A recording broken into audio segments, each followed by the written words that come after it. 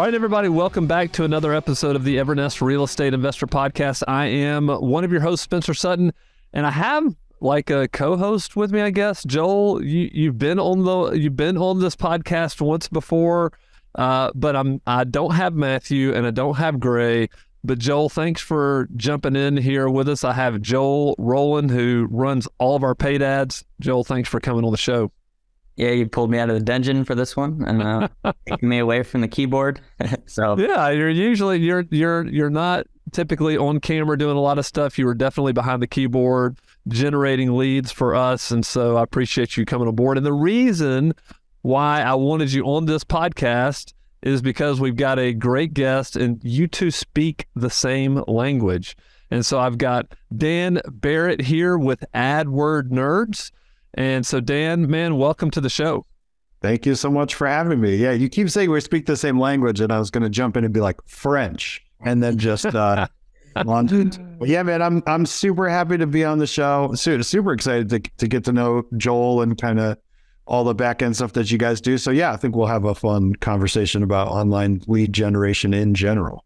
Yeah, I think this is a topic that I think a lot of real estate investors, especially over the past several years, like this has been very, very hot topic just because, man, it has been crazy in the market finding deals.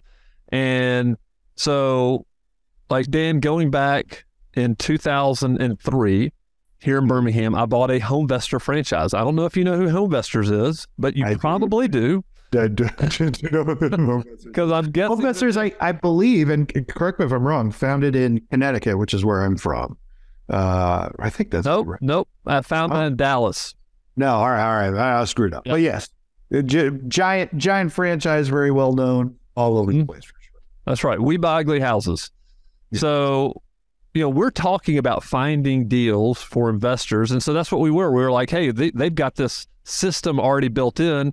We were putting in $5,000 a month in advertising, in an advertising pool with other Homevestor franchises here in Birmingham, like 4 or 5 others. And collectively, we were buying billboards all over the city that said, we buy ugly houses. Now, we were generating about 100 calls a month from those billboards and probably making offers on about 20 houses or so, and then buying about 4 houses a month. Was what we were doing back in 2004, 2005, 2006. And then somewhere in that, we also got into mailers, which was not super hot back in those days. Like it wasn't like it is now. So in 2005, when we started doing mailers, those things exploded and we could not believe it. Like we were just blown away. We had some friends who were doing it in Atlanta and they told us what we were doing. So we started doing it. But things have changed, Dan. And you're part of this group of people, these professional real estate investors who are out there online. And I've never worked in Google AdWords trying to find leads, but I would love to hear how you got into this, how you got into this niche of lead generation for real estate investors. Yeah, man, it's a wild. I mean, first of all, just hearing you tell that story just really drives home to me, one, how old I am and how I'm dying. That's right. Me too. That's right. It was like, but how different things were. Like when I got started, I've been doing this about 10 years now, just for investors. When I got started, the average cost for a click on a motivated seller keyword in Google was around $2 to $4. And I believe right before I jumped on this call, I was running like a model, sort of modeling client performance or whatever. And I think the median cost per click for our clients was around 27, right? So it would be like sort of the equivalent of the price of gas jumping to, I don't know, like $30. It's like just absolutely ridiculous, right? Like the amount of change we've seen in the marketing landscape for investors is just bonkers. But yeah, so my whole story is, I'm actually trained up to be a teacher. I was sort of preparing to be a history teacher at the time. I taught all sorts of different grades. I was running after school programs. I worked as a paraprofessional. It was sort of like a special needs aide in a classroom for many, many years. That's really what I like doing. But Basically ever since I'd been in high school, I'd been doing stuff online, mostly because I was a musician. I was in bands. And so, they would always need somebody to like make the website or make the t-shirts or, spam your MySpace profile to your top 5 or whatever. Right? Because this is a million years ago. Right. So, right. That's right. I'd kind of built up this skill set over time, and I was like, well, okay, I'm training to be a teacher. I was working in public schools. Like, you don't make a ton of money working in public schools. And I was engaged at the time, wanted to pay for a wedding and all that. So I started freelancing and just doing online marketing for local businesses, right? Like I had a dentist, I had a pizza place, I had an ambulance company. It was basically anyone within that's you the way it starts, right? For marketing folks. Yeah, you just start reaching out, or like somebody's like, hey, you look like a dork. Why don't you, fix the thing on my website? Make me a logo. Yes, exactly.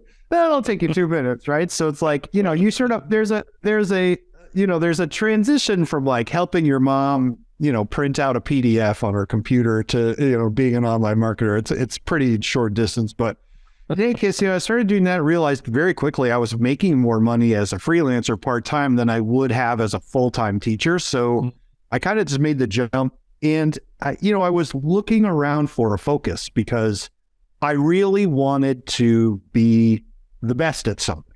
Like I wanted to know a particular niche, vertical, whatever you want to call it. I wanted to know it front and back.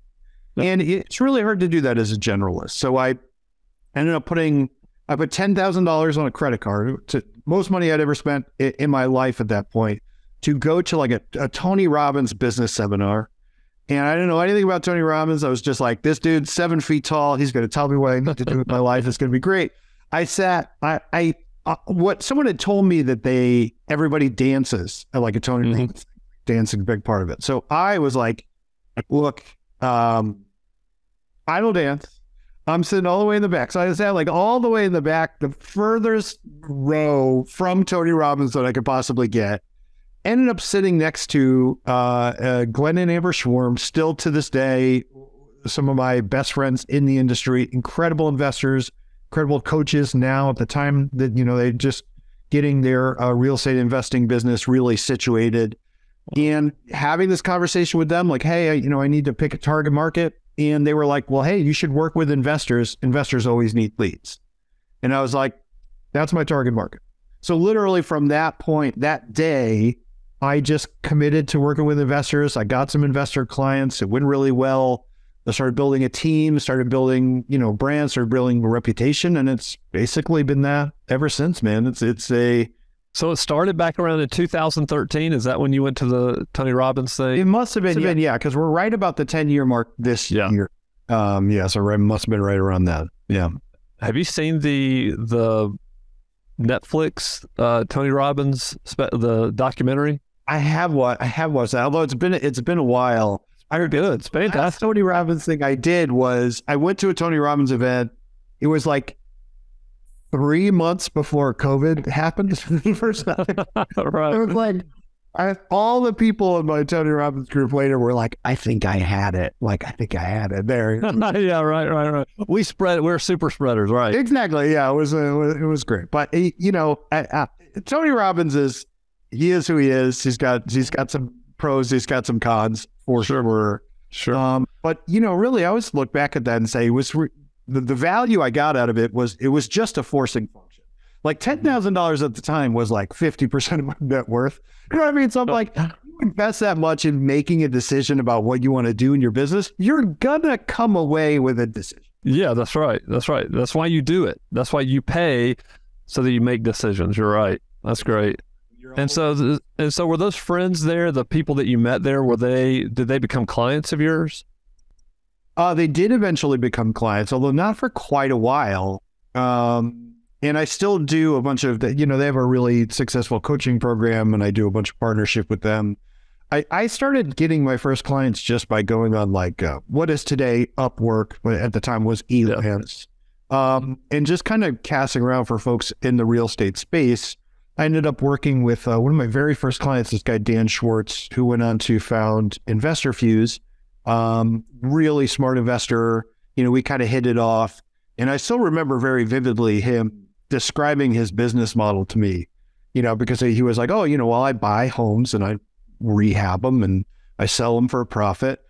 And I remember asking, well, he was about my age, I think, or he might actually be a little bit younger than me. And I was like, well, you must have a ton of money in the bank because you're buying a house cash, and he's like, oh, I don't use any of my own money.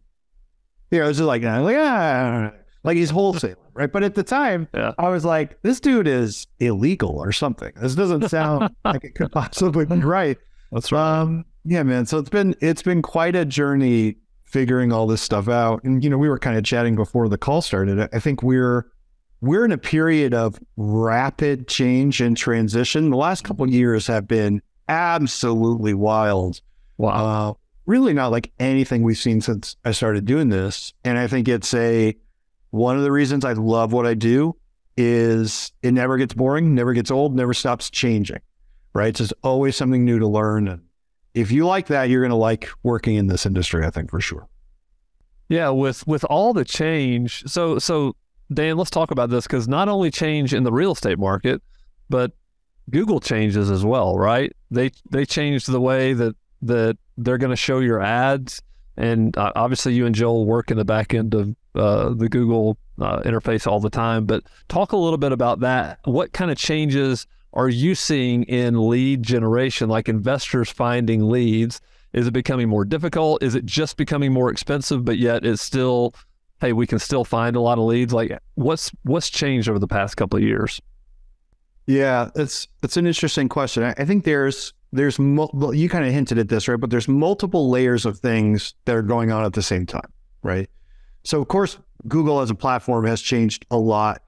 I still remember when Google got rid of the ads that ran along the right-hand side, right? There used to be ads on the right-hand side of Google. They don't have that anymore. Right. And at the time, I think people were like, hey, it looks nicer now. And I think in many ways it does. But the end result of that was their ad inventory, meaning literally the number of ads that were visible on the page, shrank by about 33%, right? Went from 12 to 8 on most searches. And so less inventory, same amount of demand, price goes up, right? And we've had a lot of sort of platform changes that are like that. So there's stuff like that, right? Just stuff that's in the dynamic of Google. I think there is the impact of AI and machine learning, which, right now as we're recording this, AI is it's a very hot topic. There's been massive rapid advances in AI. I mean, I was literally using ChatGPT this morning to reformat a list of something that would have taken me 10 minutes, took me 30 seconds, right? That's a rapid change. But AI's been in Google in one form or another for a very long time. What has happened is I think it's become a much more viable strategy for investors.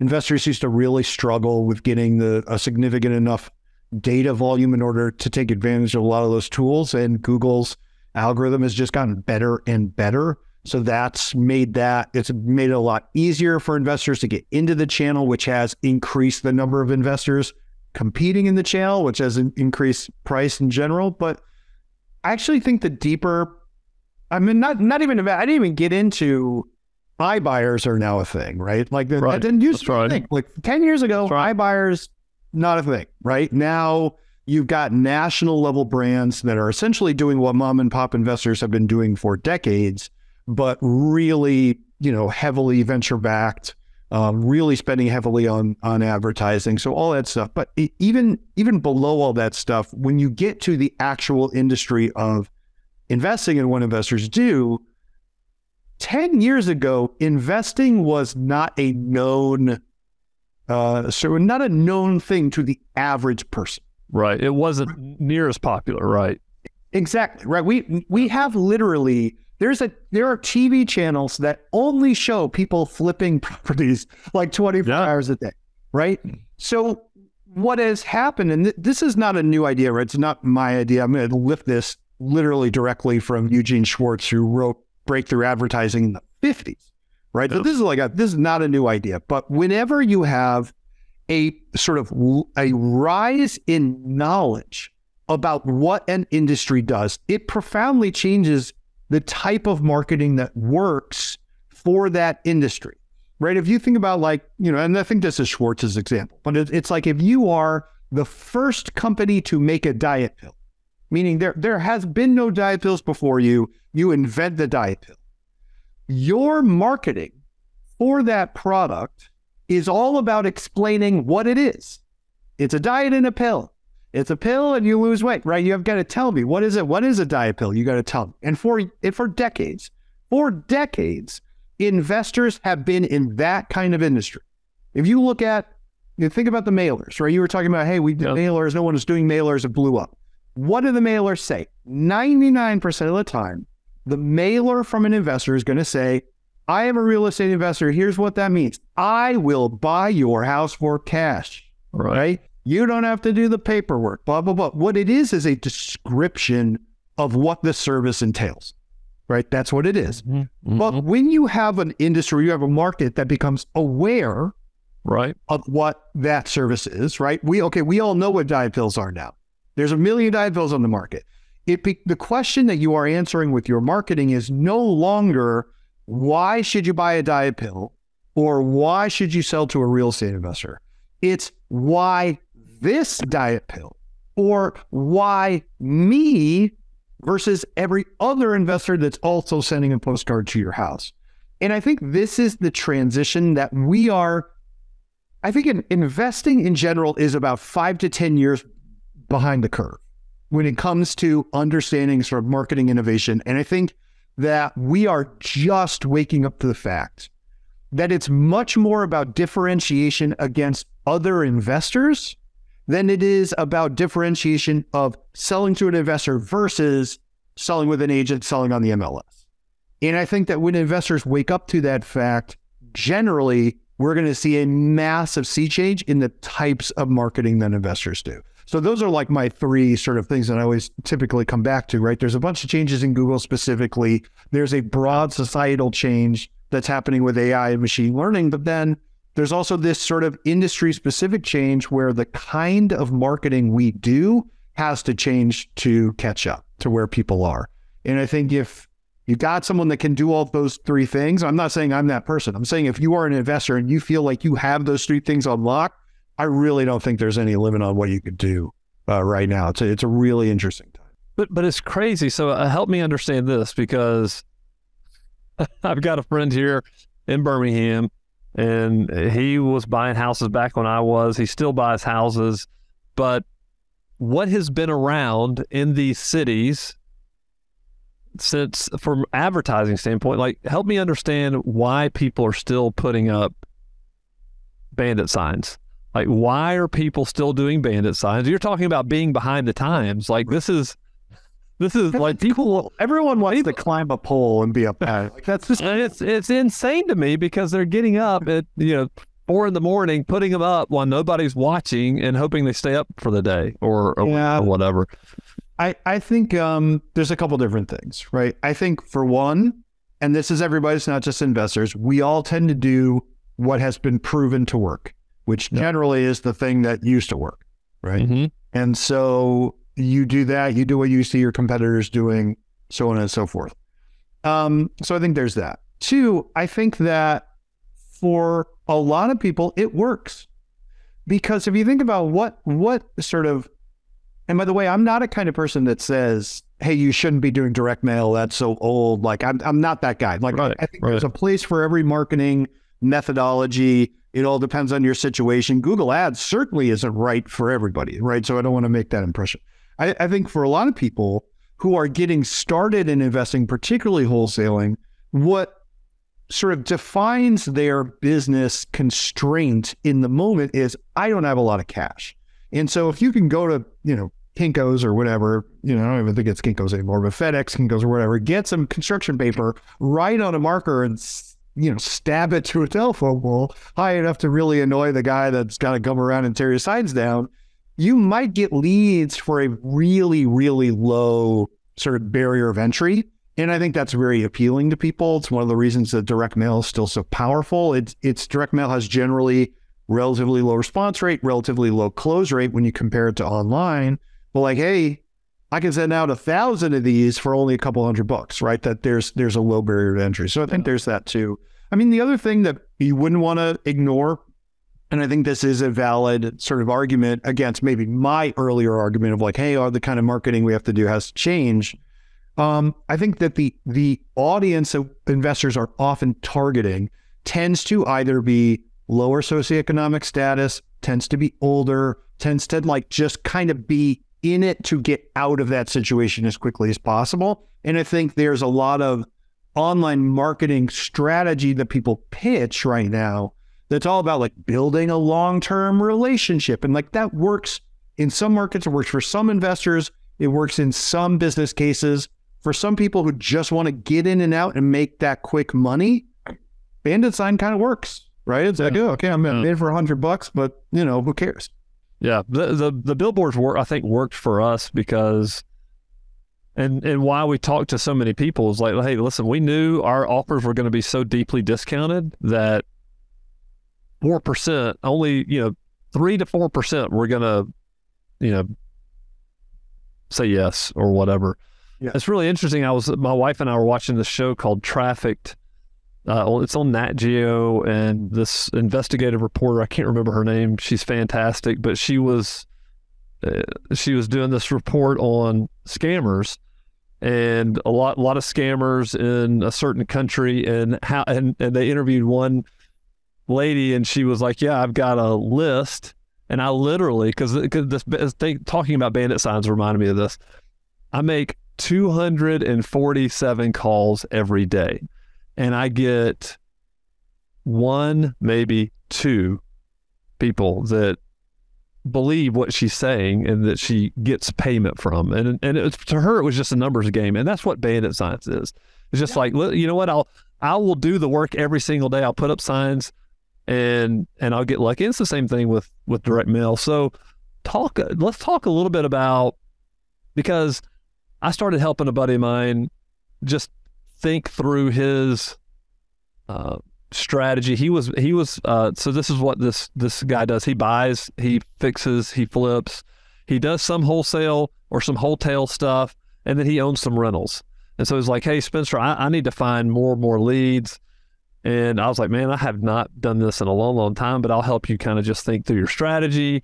Right. And so I was just searching online and looking, and it just, like, I saw so many, and I didn't know how many investors were running ads. But I'm imagining it's like the wild, wild west out there, that you have people running ads for distress that don't really know what they're doing. I'm guessing. I don't know. I'd love your kind of take on that. And this was probably 4 years ago, so things may have changed a lot, but.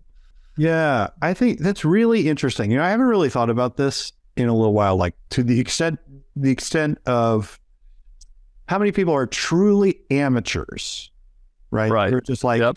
And I think there probably are a pretty significant chunk, right? Partially because the number of investors bidding on Google Ads is just way up and has not really come down. I literally got an email. Well, here's the other thing. Google is, and I'm sure like Joel being a Google Ads manager will be on the receiving end of this. If you look at Google Ads, like you say Google Ads out loud once, someone from Google will end up calling you and be like, I'll set up your ads for free, like tomorrow. You know what I mean? Yeah, like, right. That's right. Very aggressive. Yeah. They want you to spend money. Yeah. They're all for it. And all of their suggestions, I always say, like, Google suggestions are not universally bad, but their incentives are not really aligned with yours, right? Their goal is for you to spend money on ads. Your goal is to get money from spending money on ads, and not exactly the same thing, right? So they will opt, a lot of our clients, ironically, come to us and they're like, yeah, someone from Google set up my thing, and now that I've spent $10,000, now I want you to do it, right? So that's kind of like a common story. So I think that's part of it. I do think there is, and I have seen this, I think very noticeably over the last 2 or 3 years. I think the sort of COVID period was a huge, it took a syringe filled with steroids and just, jammed it into everybody's shoulder and, to plunge the thing. I think it's the level of sophistication and the level of complexity in what we see people doing, I think has noticeably increased. I think you see that particularly in search engine optimization. You definitely see that in PPC. And that's just a function of, look, if you show, I always use this example, pardon the violent example, but it's like if you're showing up to a bar fight, right? And you got a knife, that's a massive advantage, right? You're the scariest dude at the bar fight now. I mean, not me, but maybe you, right? So it's like, hey, you got, if everybody's got knives, what ends up happening is not only do you not have an advantage, the fight is way more dangerous for everyone. Right. And so what ends up happening is you get this kind of ratcheting up thing, right? It's a very classical example in game theory, but it's like, okay, well, you bring a knife, well, then I'm going to bring a gun. Well, then you bring a gun. So I bring a bazooka, and then you bring a bazooka, and then this guy drops a nuclear bomb, and it's the worst bar fight in human history, right? So it's like what ends up happening is people spend significantly more in order to try to outbid their competition. More people come into the market. I'm like, well, hey, I'm going to raise my budget. I'm going to raise my bids. I'm going to be more aggressive. Right? Or I'm going to hire someone and they're going to be more sophisticated. So now you're invested more in the channel, but you're getting more out of it because you're smacking everybody around. Well, sooner or later, what ends up happening is that people realize that that's what's going on, and then they do the same. They raise their bids, they raise their budget, they hire someone. And now what ends up happening is you're all at parity again. You're all on par. No one has an advantage, but you're all way more invested. Right. And this is something you see it in sort of, natural selection, right? Where animals sort of evolve different advantages over each other. And then, the frog develops the stickier tongue and the fly develops a thing on his body that makes it less sticky. And then they're at par again. Right. So similar concepts happen in real estate for the last couple of years. I think that there are still, look, I teach people all the time. I teach regular people every single week how to do Google Ads, and they have a lot of success. So it's not that it isn't possible. What I always tell people is you got to have expectations that are in line with the time you have to dedicate to it and the amount of money you want to spend on it. And if you do that, you can absolutely make a hefty profit in the channel by yourself. You just want to be aware that, like, I always say this, like, I run an ads agency. I got people on team that are amazing. I can run my own ads. I don't run my own ads. Like, for my agency, I pay somebody to do that. Because I'm like, I'm too busy running everybody else's ads. I don't Right. You want to be aware of your own limitations, your own sort of bottleneck on your attention. And if you're aware of that, then I think sky's the limit, really.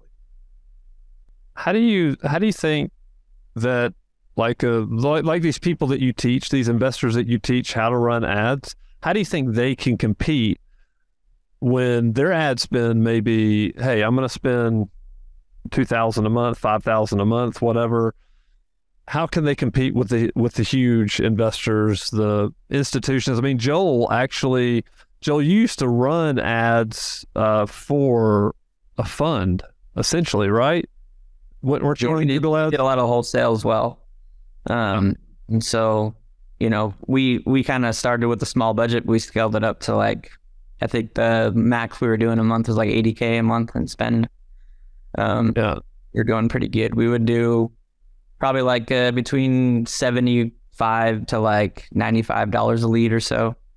But the thing that I always kind of look at is, like, there's a lot of nuances outside of the ad, like the setup, like there's the landing page, there's the locations that you're targeting, and if you're getting a cheaper lead in a certain area, it really doesn't matter how many leads you can get there if there's not a lot of buyers. So we would do a lot of data analysis on how many buyers are in certain counties and certain states. And then that's how we would kind of like get the most bang for our buck, really. Like, all these things outside of Google that you kind of prepare for. So then when you go into Google, now you're really like in a position where your dollar is going to get the most. Yeah, where you're spending actually counts, right? So you're talking about all kinds of optimization outside of Google, which is huge. But even when you go in, but like, Dan, let me ask you this. How can I, if I'm an investor, compete against Joel and his group? They're spending $80,000 a month. Others are spending far more than that. How can I compete with them? Doesn't Google give preferential, like, if somebody's spending a lot more ad dollars, do they get like maybe I don't want to say preferential treatment. That's not the right word. That's not the way. But are their ads optimized more? Is that the right way to say it? I mean, it depends a little bit. I mean, I would say that that's accurate in the sense that somebody who's spending $80K a month is got someone like Joel, whose job is to sit on the account and optimize it, right? Correct. Whereas average investor that like I might work with, let's say someone's spending $2K, that's a very common starting budget. They're not generally doing that, right? So there's a couple different things. And in fact, I will typically advise people like, hey, you shouldn't look at this every day. Right? I'm like, you gotta check this like once a week, whatever. Right. You know, same reason I look at my retirement portfolio every day, right? You know, I don't want to be sad. So how do you compete? So, and this is probably the most common question I'll have, right? So what I would say is, you know, Joel was working for fun. They were spending $80K. Joel, was that national or just like in a particular market? It was national, you know, obviously excluding the dead markets, but yeah, it was pretty much national. Like Connecticut. No one ever wants to invest in Connecticut. I don't know why. Okay, so you were doing $80K, and just real quick, do you have a sense of what was their target for deals closed on $80K spend? Like what were they? We were trying to do one out of 15 to 1 out of 20 was the conversion that we were trying to get on contracted to close, or like on lead to close or whatever. Lead to close, yeah. If they spent $80K, they're closing 1 out of 15, 1 out of 20, which is pretty standard for the channel in general. So like, how many deals is that like a month on average? They were like, yeah, if we do probably like 20 to 25 contracts. Yeah. Very cool. So, okay. So he's trying to do 25 contracts per month, right? Now I would say like, if you're the investor, you're coming to me and you're like, hey, I have 2K and I want to do, you know, I want to compete with Joel and I want to get 25 contracts a month. I'd be like, that's probably not going to happen. It's like, I don't know if I can find 25 contracts for 2K. But what we can do is, let's say, hey, your average cost per deal acquisitions, let's say 4K, 5K, whatever works out to be. It's very dependent on your market, right? But let's say it works out to 4K, 5K. I should be able to get you a deal every 2 months. Is that cool? Because I don't need every deal. I just need one. Right. Right. And so in a given market, let's say Joel's company is spending $80K. Typically, they're spending that much. You're usually going national. You're going over a lot of markets all over the place. I would say, all right, well, if I'm going to compete, I know I've got companies like that sort of come into my market, but they're not just in my market. I'm just in my market, right? So what I'm going to do is I'm going to take my budget typically, and I'm going to put it behind 1 or 2 or 3 of what I think are the single best keywords I can find. And rather than go volume, I'm going to go quality, right? I'm going to make sure I follow up with every single person that fills out my thing. I'm going to follow out really consistently over several months period of time, right? I'm going to really lean on the fact that I'm local. I'm going to really lean on the fact that I'm a real person, right? Like if I knew, and I know this is not like Joel. Yeah, I know Joel worked for this guy, right? So I'm just going to throw Joel under the bus. Let's say, you know, Joel, this fat cat over here is coming in, like, you know, they're going to be a company that's called like Global Mega Housing Corp. Right. That's right. So I'm going to go completely the opposite direction. And I'm going to be like, you know, position NB's down home, you know, housing fun time, you know, whatever, just something goofy, right? I'm going to really lean into the fact that like, I'm not that. And what's going to happen is, because I'm concentrating my bid, I'm concentrating my strategy, I'm going small, I'm going niche, right? Just like Adword Nerds did when we chose a niche market to work with, you just get a boost from that. Now, are they going to be able to spend more than me per click? Probably. But I don't need to be number one in order to get leads, right? Particularly if I'm really focused on a particular market, particular keyword strategy or whatever. And if people are filling out a form, I guarantee that if I'm like, hey, I'm local, I'm from here, I'm like you, I bought the house down the street from you, oh yeah, I know Joe, like whatever, like it's just a very different vibe than someone who's going to sell to the fund that Joel used to work with, right? So I'm not going to get everyone. This is why I said that it's more about expectations than it is about reality. If you come in saying, well, how do I get 20 deals? I'm like, you're probably not going to get 20 deals. Why don't we start with getting one? And then if we can get one consistently, let's say you do one every 3 months. Okay, it's a deal a quarter, right? But if you're doing a deal a quarter, you're spending 6, you're making, let's say 20, you're flipping it or whatever. Or if you're wholesaling, let's say it's closer to 10. You spend 6, you made 10, you do that 4 times a year. That's a significant add to your bottom line. Do you now want to scale it up? Do you want to spend it on other things? You want to just take that money and hang out with your significant other? All those things are possible, right? So I will say if you want to go big volume, having a huge market really helps. If you want to go big volume, just like Joel said, having that data really helps. Really be, we're getting to a point now where success in the channel is really about feeding data return on or feeding Google, I should say, your return on investment information. So saying, hey, this was a good lead, this was a bad lead, this lead made money, this lead lost money, and passing that to Google so that Google can use its machine learning algorithms to optimize your bids for you. That is a very big trend that people are really starting to glom onto and quite well. I think we're very much heading into a period where it's going to be who has a sort of custom set of data that AI can look at. That's going to be very interesting.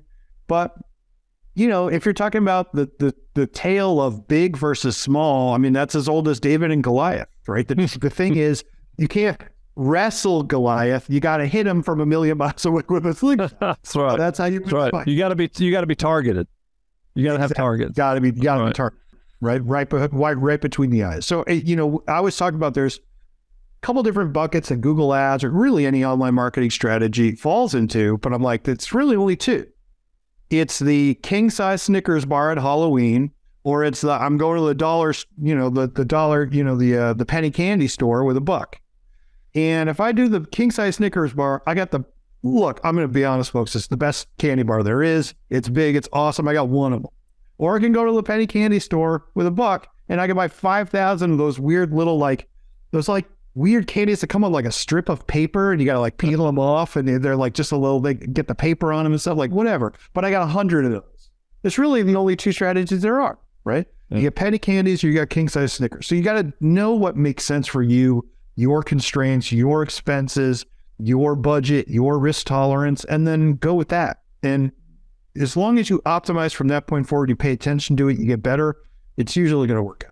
Yeah, and I agree with you. I mean, especially thinking about just being in a local market, if you're buying in your market, the advantage you have, I mean, and what I think is crazy is that people will spend money on advertising and then they'll ignore all of the work that goes into the back end, because you're right, you have to pick up that phone. If you get a call and you're not picking up that phone, you might as well forget about it. I remember my partner and I, we had what we called the buy phone, and that thing was with one of us at all times. And now he was a better buyer than I was, so he was ruthless with his negotiation, very, very good. But it didn't matter what we were doing. If that phone rang, it was game on. We were on that phone. And so that's, we had that local knowledge here in Birmingham. Oh yeah, I know where you are, Mr. or Mrs. Smith. I've been down that street. I bought a house not far from there. We pay all cash. I can come out and talk to you, shake your hand if you want me to. That is a massive advantage over, no offense, Joel, what you were doing with your brew. I was actually going to interject and say that a lot of the deals that we would lose were because of those facts, Yeah. So it really does give, the local investor that, for the people listening, that really does give you that advantage, because you can actually see them face to face. The neighborhood. You can you're basically vouching for the neighborhood. You want the community to thrive, and they attach to that. Yeah, that's right. Yeah, they wanted some of the people wanted to know what we were going to do with the house. They just wanted to make sure that, hey, of course we just told them we're going to sell it to somebody. We're not going to keep it. We're going to wholesale it out to somebody, but. Think about this. I watched a video from another marketer, Dan. I don't know if you know who Alex Hormozy is. The Gym Lords. Yeah, Gym Lords. But he has a book, $100 million offer. But he just did a video. I don't know if you've seen it on AI, which is really, really good. You should watch it. But he talks about, he's like, this is where AI is going. And he's like, AI will be able to process millions of sales conversations and understand what works best in what situation, so that AI will, I was just thinking about, for a real estate investor, having AI be that appointment setter. Like that first, because he showed a video of Google's AI back in 2018, and it was scary how much like a person it sounded like. Like, did not sound like a machine. But AI will be a big part of the real estate investor, like this whole thing going forward, I believe. Yeah, man. It's, I'm a big automation nerd. I love things like Zapier and Integromat, which is now Make. I love that stuff. That's how I procrastinate, right? I'm like, what can I automate in my business? Like, let me just automate this thing or whatever. And so I have been playing with OpenAI, the sort of GPT, their big sort of innovation was ChatGPT, this sort of public-facing chatbot that was AI-based. But the back end is very accessible, and anybody can sign up more or less for free. They give you $15 to play with. It does cost to use the API, but that 15, I use it pretty much every day for a couple months. It took me that long just to get halfway through the $15, right? It's very, very cheap. But I literally this morning woke up and I had a negative sort of vibe. It was like, oh, I wasn't feeling great. And so I built a little form, and I type in the form like what I'm feeling, and then I basically get advice from like all these different like philosophers and stuff, just like texted to me, right? Or I started feeding all our client emails into it, and it would get a sentiment analysis. This is positive, negative, or neutral. That gets added to a sheet, and I can track our email replies from our team over time, who's doing well, who isn't. I built a bot to look at a Google ad account, or sort of KPIs or sort of metrics, and then produce a written report from it. And those things are distinguishable from a human, only in the sense that humans make more mistakes than the AI makes. Right. So one of the things that I did this morning was I sort of output a series of opening paragraphs for emails that we were going to send out to real estate agents to say, hey, this is a local investor. They're looking to partner, right? So we're kind of building out this potential thing. I was like, here's all these different things. And I was like, these are too perfect. They sound like AI because they're like too neat.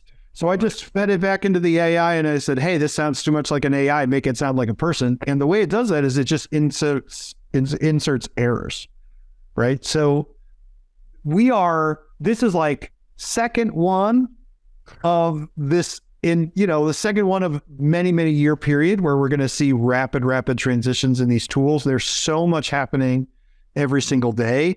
I'm a little terrified of it, mostly because, kind of like what you said, I have zero interest in fielding a bunch of phone calls and text messages from robots. And so what I think is going to happen is, if someone offered to me right now, hey, you pay $50 a month, what we're going to do is scan all your emails and all your texts, and anything that's written by an AI, we will just filter out. I would pay for that. So like what's going to happen is your AI bot's going to talk to my AI bot, and we'll just go about our day, whatever. So, well, there already is. I've already seen I don't know if it's a Chrome extension or something that's an AI detector, like a plagiarism detector. So people can detect, hey, is this student writing their papers using AI? Yeah, it is truly wild, very weird times. But I think where AI really shines, and where I think people will get the most value out of it, particularly in online marketing, right? There's a lot of hype among marketers about using AI to write content, or, like you said, text your things. And I actually think, I'm sure we will end up there. I think for right now, it's kind of it's too early. And also you're giving up that human connection, which, just like Joel said, right? It's like I could sell to the soulless evil overlords that Joel used to work with, but I could sell to them. I want to sell to a real person, right? I want to sell to a real person. Right. I'll give you an example, though we don't have to stay on this topic, but I'll give you an example. This is not AI based, but this was a really great investor, incredibly successful. One of the most logistically sound investors I've ever met. Had his entire sort of back end of every deal locked up. He was the construction company. He was this, he was that. He would wring maximum profit out of deals. So he would bid less on a deal and he would make more off the back end, right? Really smart dude, incredible. And his wife was doing all their sort of appointment setting, right? Mm-hmm. And so she wanted to get out of that. So they brought in an assistant from the Philippines, perfect English, no accent, perfect English, right? And I've talked to this person, literally perfect English, right? But they found that appointments dropped off, really dropped off, like quite a bit. And they were going through, trying to figure it out. Thought it was the leads, they sort of a client of mine at the time. And what they ended up figuring out was, it's the appointment setter. The leads are the same, but what's happening is they're getting less to go to an appointment. And when he really sat down and listened to the recordings of the calls, which, by the way, if you don't record the calls of the people that work with you, you need to do that. You should. That's right. Absolutely right. So he's listening to the recordings of the calls, and here's what he caught on to. And I never even thought about this, but he was so smart. He said, their use of idioms is slightly different. So he's Baltimore. Baltimore is a very unique subculture of the United States, right? Baltimore is not Chicago. It ain't New York. It's Baltimore, right? And there were just certain things that his wife would know to say, like, oh, hey, I've been to that pizza place, right? Or like whatever, like little things that she was making human connection. And this assistant, perfect English, just couldn't do. Lacked the cultural background. Just like if you plop me in the middle of the Philippines, I don't care how rich I am in the United States, I'm going to struggle a little bit. Yeah. Right. So I think there is so much room for that deep human connection in what investors do, particularly with people who are already can often be filled with anxiety. They're in this difficult situation. And I think the best investors are the ones that make that bond, forge that bond the fastest. So I think there's a real trap we can fall in with AI, particularly where we're like, well, hey, I don't have to do that anymore. And I think there's going to be an advantage for people who say, you go the AI route, I'm going to keep sitting down at the kitchen table. And it may not be scalable, but I think it's going to be profitable, if that makes any sense. Yeah, definitely profitable. I agree with you. Well, Dan, this has been fantastic. What I'd love to know, like you've mentioned, you coach people, or I just want the audience to understand what you do for investors in case there's anybody out there that wants to learn more about what you do, hire you, whatever the case is. So why don't you tell people, exactly what you're doing and how they can get in touch with you? Sure. Yeah. So the website is adwordsnerds.com. You can find everything about us there. I have a podcast called REI Marketing Nerds. You could go check that as well. I'm on YouTube, all that fun stuff. But adwordsnerds.com is the website. You just go there. We really do two things, right? So we're primarily a full service company. We're a full service agency. Investors come to us to say, hey, I want to, do marketing online, and we handle it. We just handle it, right? So we do everything. We do SEO, we do Facebook ads, we do Google ads, whatever they need, we're going to do it. So we're very, very good at that. But I also have a coaching program. It's called REI Marketing Mastery. And basically the way that it works is I just teach what we are doing in the agency. So it constantly changes, constantly different. I work very closely. It's a very small group of people. Most investors, and I'm very open about this, don't want to learn to do what Joel and I do, right? Like they have very little interest in it, right? So for the few people who are like, yeah, that sounds fun, I would say if it sounds fun, you'd be a good fit for the program, because it's very much just sit down one-on-one. It's a small group, but sit down, go through accounts, think about what's working. I like to think that I'm good at teaching. It's what I love to do. So I think I'm pretty good at getting across a system that will work for more or less anybody. And that's what we do. So adwordsnerds.com is the place to go. You can jump on a call with someone on my team, and they will generally walk you through the creation of an online marketing strategy for your market. If you love it, you want us to help with it, awesome. If not, take it with our blessing, go put it in place. We really just want people to be invested in online as a channel. I think it's really critical moving forward for every investor. I don't care how you get there. It could be with me, it could be with Joel, it could be like, we would just read a blog and do it on your own. I love all those things. I just want people to be invested in the channel. That's right. Be smart investors. So great. Well, thanks, Dan. We'll have all this information in our show notes so people can grab it, and on our YouTube channel. So thanks for your time. This has been fantastic. Joel, thanks for jumping in with me on such short notice. I let him know a couple hours before. Yeah, thanks for the invite. Very good to meet you, Dan. Awesome stuff, man. Yeah, man, this was a blast. I loved hearing about your experiences for sure. And yeah, guys, thank you so much for having me. This was awesome. Yeah. All right. Well, we'll be back next week with another episode of the Evernest Real Estate Investor.